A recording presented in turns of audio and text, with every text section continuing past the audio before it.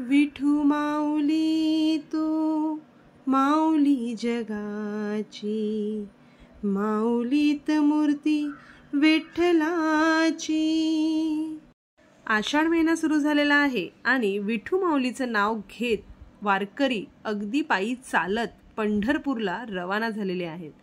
पंढरपूर तर विठू माऊलीच्या नावाने दुमदुमलंच आहे, मात्र आषाढ निमित्त घराघरात आखाड तळण्याची पद्धत असते आणि इथे प्रत्येक गावाची एक वेगळी पद्धत आहे। त्यातलाच एक पदार्थ म्हणजे अगदी कुरकुरीत अशा ह्या कापण्या आज आपण आपल्या किचनमध्ये बनवणार आहोत। तर अगदी कुरकुरीत अशा ह्या कापण्या फक्त गव्हाचं पीठ आणि गूळ वापरून आपण बनवणार आहोत।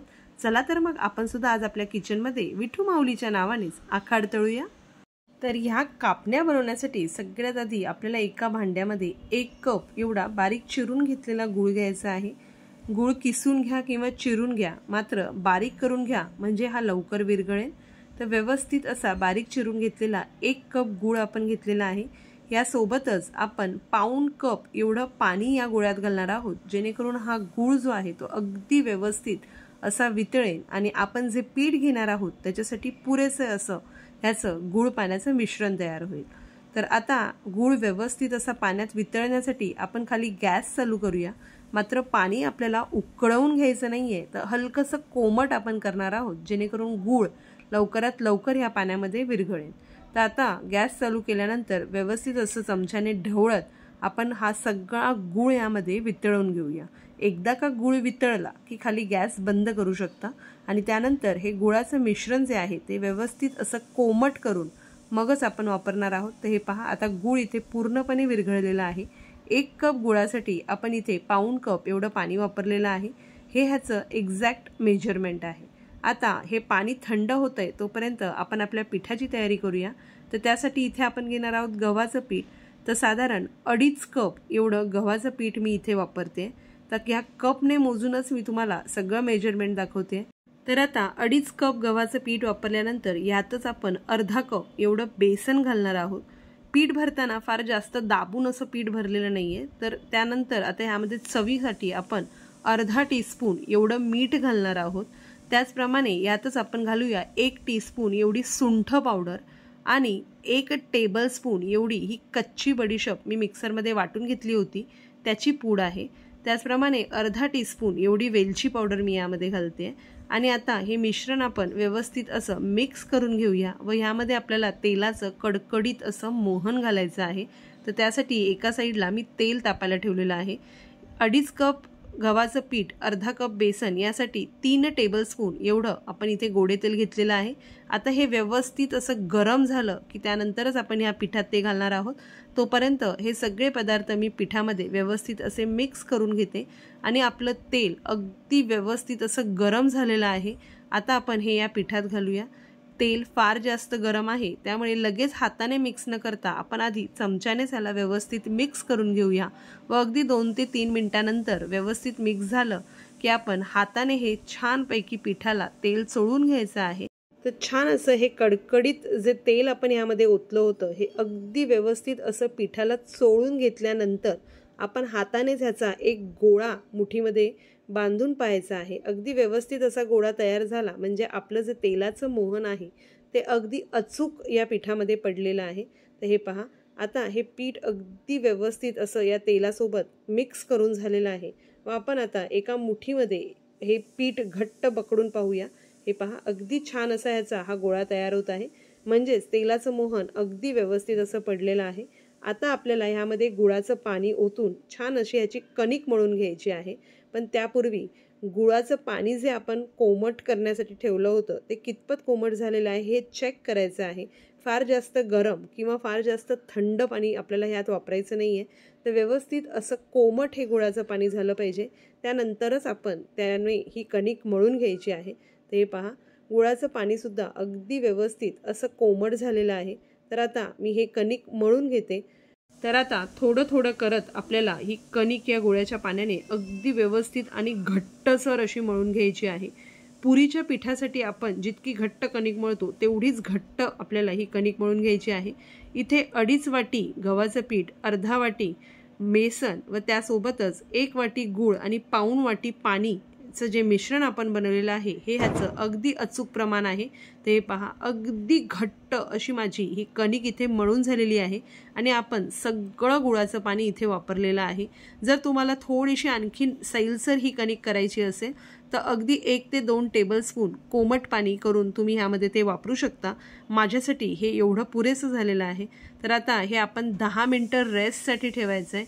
10 मिनटानंतर ही कणिक थोडीशी भिजेल व त्यानंतर आपण ह्याच्या कापण्या तयार करून घेणार आहोत. तर 10 मिनटासाठी मी ह्याला झाकण लावून बाजूला ठेवून देते. गुळाचं पाणी आपण इथे सगळं वापरलेलं आहे. अजिबात खूप जास्त गोड वगैरे या कापण्या झालेल्या नाहीत. अगदी छान आणि व्यवस्थित गोड झाल्या होत्या. तर एवढं तुम्ही अगदी बिनधास्तपणे हे पाणी वापरू शकता. तर 10 मिनटं झालेली आहेत. आपलं पीठ व्यवस्थित भिजलेलं आहे. पुन्हा एकदा झाकण काढून मी याला जर असं मळून घेते. हलकंसं मळल्यानंतर लाटण्यासाठी सुद्धा या कापण्या आपल्याला सोप्या पडतील. तर हे पहा, आता ह्याचे थोडेसे गोळे मी काढून घेते व त्यानंतर आपण ह्याची छान अशी चपाती लाटून घेणार आहोत. तर त्यासाठी मी इथे एक पोलपाट घेतलेला आहे आणि कापण्या तळण्यासाठी आपल्याला तेल गरम होण्यासाठी ठेवायचं आहे. तर एका कढईमध्ये मी इथे तेल सुद्धा गरम होण्यासाठी ठेवते. त्यासोबतच या कापण्यांवरती लावण्यासाठी आपल्याला खसखस लागणार आहे. तर इथे एका वाटीमध्ये मी ही थोडीशी खसखस सुद्धा घेतलेली आहे. आपण लाटते वेळीच ही खसखस थोडी थोडी पेरून घेणार आहोत जेणेकरून कापण्यांना ही व्यवस्थित अशी चिटकेल. तर हे पहा, तुम्ही पाहू शकता माझ्या लाटण्याच्या अंदाजावरून तुम्हाला कळतच असेल हे पीठ अगदी व्यवस्थित घट्टसर आपण मळलेलं आहे. त्यामुळे थोडासा जोर लावून हे लाटावं लागत आहे. मात्र कापण्या तितक्याच कुरकुरीत आणि छान अशा टेस्टी झालेल्या आहेत. ते पहा, व्यवस्थित असं लाटून घेतल्यावरती आता आपण ह्यावरती थोडीशी खसखस पेरून घेऊया व पुन्हा एकदा आपण त्याला लाटून घेऊया जेणेकरून जी खसखस आहे ती छान अशी ह्या सगळ्या पोळ्यांना व्यवस्थित चारी बाजूंनी चिटकेल व त्यानंतर आपण ह्याच्या कापण्या कापून घेणार आहोत. ते पहा, आता ही माझी इतपत जी आहे ती पोळी लाटून झालेली आहे. ह्याच्या कडा गुळाचं पाणी आपण घालून मळल्यामुळे मध्ये मध्ये फाटत आहेत. तर त्या आपल्याला सतत हाताने एकसारख्या करून घ्यायच्या आहेत. नंतर कापतेवेळी सुद्धा आपण हा फाटलेला भाग वेगळा काढणार आहोत. मात्र हे पहा, आता व्यवस्थित अशी ह्याची माझी पोळी लाटून झालेली आहे आणि लाटते वेळीच दोन्हीही बाजूंनी मी व्यवस्थित अशी खसखस पेरून पुन्हा एकदा लाटण्याने ह्याला व्यवस्थित लाटून घेतलेलं आहे जेणेकरून सगळी खसखस व्यवस्थित अशी चिटकलेली आहे. आता ह्याच्या चारी ज्या फाटलेल्या कडा आहेत त्या आपण एकसारख्या करून घेऊया व त्यानंतर आपल्याला हवे त्या आकारात आपण ह्या कापण्या कापून घ्यायच्या आहेत. जसे आपण शंकरपाळे कापतो त्याच पद्धतीने आपल्याला ह्या कापण्या कापून घ्यायच्या आहेत. तर हे पहा, छान अशा डायमंड शेपमध्ये मी ह्या कापून घेते व आपण ह्या लाटते वेळी सुद्धा फार जास्त जाडसर ठेवलेल्या नाही आहेत व अगदी चपातीप्रमाणे पातळही ठेवलेल्या नाही आहेत. तर ह्यातली एक कापणी मी तुम्हाला दाखवते. साधारणतः एवढ्या जाडीची आपल्याला ही कापणी ठेवायची आहे म्हणजे व्यवस्थित अशी ही तळली जाईल. ते हे पहा, इतकी जाडसर मी ही लाटलेली आहे. आता एक एक करत आपल्याला ह्या कापण्या तेलात सोडायच्या. त्याआधी तेल आपलं किती तापलेलं आहे तर ते चेक करूया. तर तेल अगदी व्यवस्थित तापलेलं आहे. आता एक एक करत आपण ह्या सगळ्या कापण्या तेलात सोडूया व सतत ह्याला खाली वर करत अगदी व्यवस्थित लालसर रंगावरती आपल्याला तळून घ्यायचं आहे. तर हे पहा, अशा पद्धतीने ह्या सगळ्या कापून घेतलेल्या कापण्या मी तेलात सोडलेल्या आहे आणि लगेचच झाऱ्याने आपल्याला ह्याला सतत हलवत कुरकुरीत होईपर्यंत तळून घ्यायचं आहे. तुम्ही पाहू शकता ह्याला लगेचच रंग येतो कारण आपण ह्यात गूळ घातलेला आहे तर लगेचच हा झरकायला लागतो. ते पहा, आता अगदी व्यवस्थित अशा आपल्याला ह्या कापण्या इथे तळून घ्यायच्या आहेत.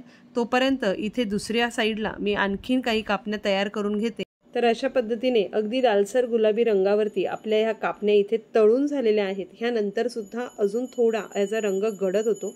आता ह्या स्टेजला मी ह्या काढून थंड होण्यासाठी ठेवते व उरलेल्या पिठापासून सुद्धा काही कापण्या मी तयार करून घेते व त्यानंतर आपण थंड करून सर्व करून मी तुम्हाला दाखवते. या अगदी छान कुरकुरीत अशा आपल्या कापण्या चवीला सुद्धा अगदी भन्नाट लागतात.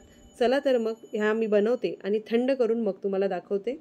तर हे पहा, अशा पद्धतीने माझ्या सगळ्या कापण्या इथे तयार झालेल्या आहेत आणि ह्या बोलमध्ये मी ह्या सर्व केलेल्या आहेत. सोबतच मी इथे विठू माऊलींची एक रांगोळी साकारण्याचा प्रयत्न केलेला आहे. तर छान अशा आपल्या ह्या कुरकुरीत अशा कापण्या तयार झालेल्या आहेत. ह्या थंडसुद्धा झालेल्या आहेत. आता ह्यातली एक कापणी मी तुम्हाला तोडून सुद्धा दाखवते.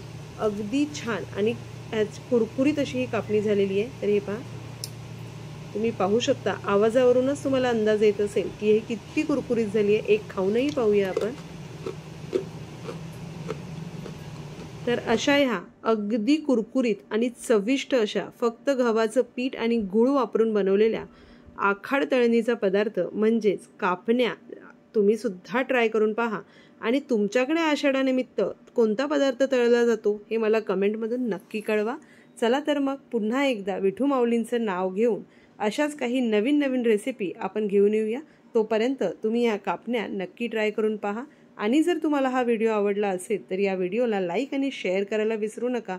त्याचप्रमाणे माझ्या चॅनलला जर अजून सबस्क्राईब केलं नसेल तर नक्की सबस्क्राईब करा, म्हणजे असेच काही नवीन नवीन व्हिडिओ मी तुमच्यासाठी घेऊन येत राहील. तोपर्यंत एन्जॉय.